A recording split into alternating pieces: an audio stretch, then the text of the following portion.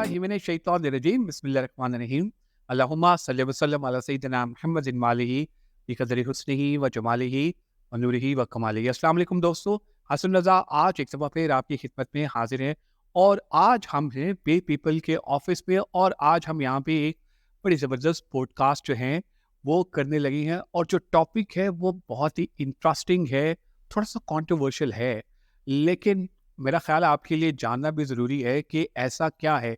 ये टॉपिक हम आज जो बात करेंगे, हम बात करेंगे नेपोटिज़्म पे। ये जो इदारों में नेपोटिज़्म होता है, पर्टिकुलरली हम कॉर्पोरेट सेक्टर की बात करें, टेक सेक्टर की बात करें, तो ये नेपोटिज़्म है क्या? नेपोटिज़्म की नुकसानात क्या हैं और जो नेपोटिज़्म है, क्या उसके कुछ फ़ायदे भी हैं या नहीं हैं? दोस्तों, इस इंपॉर्टेंट टॉपिक पे बात करने के लिए हमने दावत दी है one of the season HR professional of Pakistan. Ladies and gentleman, इनका नाम है Niza Khabar. Niza Khabar is currently working as a manager HR at Technifity. आइए निज़ा से मिलते हैं और जानते हैं उनका expert opinion. Niza sister, thank you very much for joining us today and I am super excited कि आज आप फिर हमारे साथ हैं। एक पहले भी हमने पॉडकास्ट की थी और वो बहुत ही ज़बरदस्त थी और बड़े अच्छे उसके व्यूज़ आए थे, लेकिन क्योंकि आज निदा हम बात करेंगे नेपोटिज्म के ऊपर। आज हम बात करेंगे, मुझे पता है कि ये थोड़ा सा कंट्रोवर्शियल है और जब हमने ये डिसाइड किया था तो तुमने कहा था कि हसन भाई ये देखें, ये जो है ना टफ टॉपिक है, लेकिन खैर जिंदगी में ऐसे भी टॉपिक्स आते हैं। तो निदा, पहले हमें ये बताइए नेपोटिज्म है क्या और ये नेपोटिज्म इदारों में आप क्या समझती हैं कि इसके क्या क्या नुकसानात? जी, हसन भाई बेसिकली सबसे पहले मैं आपको ये बताऊँगी कि नेपोटिज़्म बेसिकली है क्या? नेपोटिज़्म इज़ जस्ट लाइक कि हम लोग फ़ेवर देते हैं, मतलब कुछ जो है एक ऐसी पोज़ीशन पर लोग होते हैं सीनियर पोज़ीशंस में जिनके पास अथॉरिटी होती है, वो उस अथॉरिटी का मिसयूज़ करते हैं।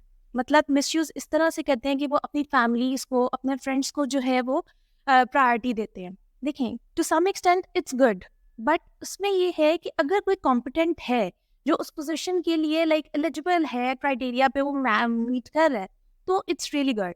बट अगर वो क्राइटेरिया को मैच नहीं कर पा रहा, वो मिसफिट है, तो इससे क्या होता है, इससे बहुत सारे जो है इश्यूज क्रिएट होते हैं। उस टाइम शायद हमें फील नहीं होता, बट इन फ्यूचर हमें उसके बहुत से कॉन्सिक्वेंसेस फेस करने पड़ते हैं। तो बेसिकली नेपोटिज्म जो है वो यही है कि हम जो है एक अनबाइस्ड डिसीजंस लेके अपनी फैमिली मेंबर्स और अपने फ्रेंड्स को जो है वो फेवर देते हैं किसी बिल्कुल सही। पोजीशन पे हायर करने की। सही। अच्छा निता, क्या ये वाक़ई ज़रूरी है कि अगर मैं कंपनी चला रहा हूँ, जी, जी। तो मेरा बेटा ही आए, यानी मेरे भाई का बेटा आए या फिर मेरी बहन का बेटा आए जो उस कंपनी को सँभाले? क्यों नहीं हम एक कॉम्पिटेंट सीईओ हायर करते, competent I agree. Chief operating officer hire करते? लोगों का ये माइंडसेट क्यों है? देखिए, मैं आपको बताती हूँ, सबसे पहले जो हमारा जो मेजर इशू है, जो मुझे लगता है वो है ट्रस्ट इश्यूज। लोगों को किसी पर ट्रस्ट करना किसी के लिए मुश्किल होता है। लाइक अगर हमारे डायरेक्टर्स हैं, सीईओज हैं, उनके लिए मुश्किल होता है कि वो किसी बाहर के बंदे पर ट्रस्ट करें। इवन दो कि वो कॉम्पिटेंट हैं, वो एलिजिबल हैं, लेकिन उनको उन पे ट्रस्ट नहीं होता। हाँ, इसका जो अगर हम देखेंगे नेपोटिज्म इन हायरिंग, इसका अगर हम बेनिफिट देखें तो सिर्फ आई गेस यही एक बेनिफिट होता है जो कि एम्प्लॉयर को होता है, और वो होता है कि वो आप उन पे ट्रस्ट कर सकते हैं एंड नथिंग एल्स। लेकिन इज़ा किसी शायर ने बड़ा खूब कहा, मेरी बहन, उसने कहा, अपने ही गिराते हैं नशेमन पे बिजलियाँ। तो वो वाला फैक्टर तो होता है, कई दफ़ा अपने भी जो हैं वो मिसयूज़ करते हैं, वो कहते हैं कि बहुत ज़्यादा आई गेस वो ज़्यादा मिसयूज़ करते हैं, बट उसमें ये होता है ना कि आप उनके ऊपर थोड़ी-सी वो पर्दादारी करते हैं, उनके ऊपर पर्दा डालते हैं, तो जो कि गलत होता है, जिसकी बहुत सारे हमें फिर कॉन्सिक्वेंसेस फेस करने पड़ते हैं, not in terms of not in monetary terms. हमारी जो है एक ऑर्गेनाइजेशन का एक स्ट्रक्चर मेंटेन होता है, हमारी सारी वो चीज़ें डिस्टर्ब होती हैं, हमारे एम्प्लॉयज़ डिस्टर्ब हाँ। होते हैं, हमारे मतलब एम्प्लॉयज़ का ट्रस्ट वो शेक हो जाता है। आपकी जो है रिटेंशन रेट, उसमें बहुत ज़्यादा मसला आता है, बहुत सारे इश्यूज़ आते हैं। ये हम इस चीज़ को अंडरस्टैंड नहीं करते। लेकिन लिज़ा होता ये है कि जब हम ये करते हैं तो ऊपर जो मालिकान होते हैं वो या इवन मैनेजर्स भी वो कह रहे होते हैं, देखो यार, अगर मैंने रखा है ना अपनी बहन को या अपने भाई को, भाई वो मेरी एम्प्लॉइज़ की तरह हैं, मैं उनको वैसा ही ट्रीट करूँगा जैसे कि ये सारे हैं। क्या ऐसा होता है? देखिए, कहते तो सब हैं, ठीक है? और ऐसा होता है, लेकिन अगर देखा जाए तो ऐसा नहीं होता, और जिसकी वजह से मैं आपको बता रही हूँ कि इश्यूज़ आते हैं, एम्प्लॉइज़ को पता होता है। अगर आप कंटिन्यूअसली कह भी रहे हैं, आप शो भी करवा रहे हैं, कि आप उनको जो है वो फ़ेवर नहीं दे रहे और आप उनको बिल्कुल एम्प्लॉइज़ की तरह ट्रीट कर रहे हैं, लेकिन कहीं न कहीं हसन भाई नज़र आ जाता आ जाता है है, नज़र। ऐसे छुपता नहीं है। बिल्कुल ठीक है। अच्छा ये बताइएगा कि जब ऐसे केसेस आपका माशाल्लाह काफ़ी एक्सपीरियंस है, तो जब ऐसे केसेस आते हैं, तो जी, जो जी। इदारे में जो लोग काम कर रहे होते हुँ, हैं, हुँ। तो वो ये भी कह रहे थे ठीक है यार अगर इन्होंने उसको अपने भाई को या अपनी बहन को फ़ेवर दे रही है, ठीक है करते रहें फिर हम जो है ऑर्गेनाइज़ेशन छोड़ के जा रहे हैं और ये कर लेते हैं। क्योंकि होता ये है आपको नहीं लगता कि जो पॉलिसीज़ हैं, वो भी जो है वो उनके लिए स्पेशल बन जाती हैं बिल्कुल कि बनती नहीं हैं। और उनको इनामात भी दिए जाते हैं, गाड़ियाँ देते ये कर दी, वो बिल्कुल कर दी। होता है। उसका इम्पैक्ट जो एम्प्लॉइज़ पे है वो क्या था? उसका इम्पैक्ट ये आता है, देखिए जो आपके हार्ड वर्किंग एम्प्लॉइज़ हैं, जो कि दिन-रात एफर्ट कर रहे हैं, देखिए उनका एक टाइम पे जाके उनका जो है ना इंटरेस्ट खत्म होना शुरू हो जाता है कि हम इतनी एफर्ट के बाद भी वी आर गेटिंग नथिंग। हुँ, और कोई जो इनकॉम्पिटेंट है, देखिए अगर तो हसन भाई कॉम्पिटेंट है हुँ। तो बिल्कुल करें, ज़रूर करें, आप उनको फेवर्स भी दें, एप्रिशिएट करें, सब कुछ करें, but if they are incompetent and they don't deserve that things, और वो डिजर्व जो करते हैं आप उनका हक मार के आप उनको दे, अपने जानने वालों को दे रहे हैं, तो दैट इज रॉन्ग। और उससे फिर मैंने आपको पहले भी बोला है कि रिटेंशन में हमें प्रॉब्लम आती है, फिर वो लोग रिजाइन देते हैं। फिर जब वो रिजाइन देते हैं तो एम्प्लॉय को रियलाइज होता है कि अब हमें इनको भी थोड़ा सा अप्रिशिएट करना चाहिए, तो आई थिंक तब तक बहुत देर हो चुकी होगी, अच्छा तब तक ये फायदा बताइए नहीं होगा। बिल्कुल सही। ये बताइए कि जब ऐसी एक फैमिली बन जाती है, हम्म।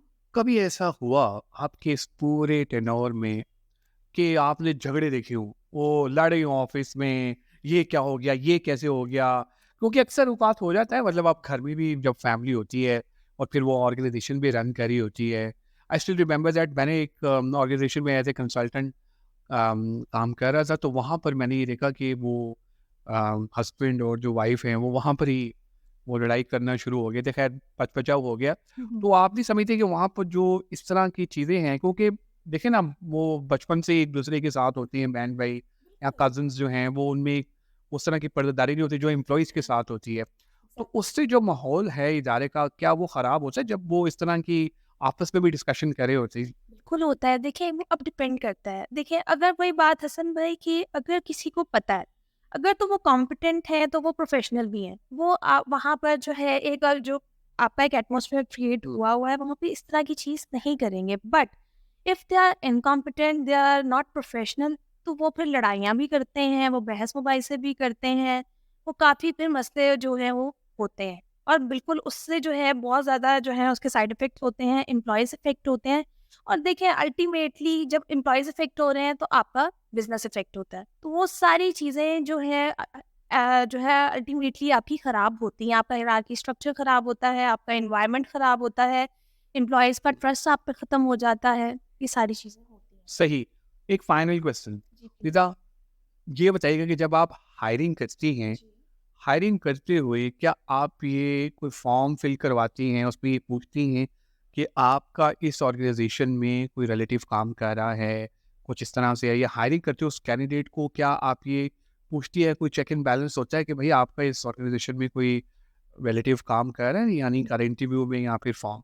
बिल्कुल, मेरा एक प्रॉपर एक फॉर्म है जिसमें मैं उनसे पूछती हूँ, और मेरा ये एक तरीका है कि मैं इंटरव्यू में भी लाज़मी पूछती हूँ कि आप अगर इंटरव्यू के लिए आए हैं तो आपने जॉब पोस्ट कहाँ से देखी थी, या अगर आपको किसी ने रेफ़र किया है तो आप उनको कैसे जानते हैं, ताकि हमें पता हो। लेकिन हसन भाई देखिए नेपोटिज़्म में भी ना आई गेस एक चीज़ है, देखिए एक होती है हायर मैनेजमेंट की तरफ से, अगर तो का मतलब हायर मैनेजमेंट जो है वो कर रही है, लाइक उनको कर रही है, प्रायोरिटी दे रही है कि वो अपने रिलेटिव्स को करें, लेकिन ऑन द अदर हैंड वही हायर मैनेजमेंट जो है वो एम्प्लॉइज को अलाउ नहीं करती कि वो अपने किसी जानने वाले को हायर करें, विच इज रॉन्ग। देखिए अगर तो नहीं करना तो फिर किसी ने नहीं करना, और अगर करना है तो फिर एम्प्लॉइज को भी लाइक होनी चाहिए, अथॉरिटी परमिशन होनी चाहिए कि वो रेफर कर सकते हैं कि अपने ब्लड रिलेशन को वो यहाँ पे ला सकते हैं। एग्जैक्टली और मेरा ख्याल है कि एक वो ब्लड रिलेशन की एक पॉलिसी भी बननी चाहिए बिल्कुल होनी चाहिए। एचआर की तरफ से जिसके ऊपर मेरा ख्याल है हम सबको भी काम करने की ज़रूरत है कि जब भी हम हायरिंग करें तो कम से कम हम ये देख सकें